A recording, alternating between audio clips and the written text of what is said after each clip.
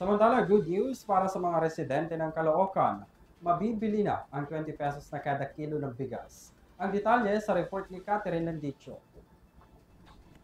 Matapos magsimula ang pagbebenta ng 20 pesos kilo ng bigas, dumating na rin ito sa lungsod ng Caloocan City, kung saan mabibili na ang 20 pesos na kada kilo ng bigas.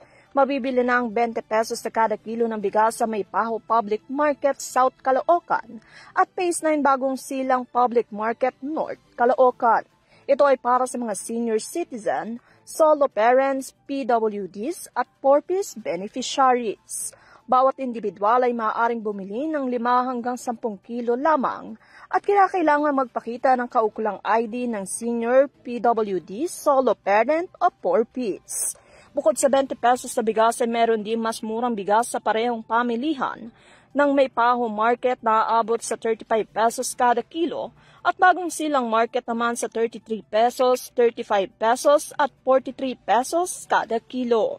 Ang programang ito ay pinapanguna ng Department of Agriculture o DA at ang lokal na pamahalaan upang tiyakin ang abot-kayang presyo ng bilihin para sa mga nangangailangan. Para sa EuroTV News, Catherine Landicho, sumasaludo sa bawat Pilipino.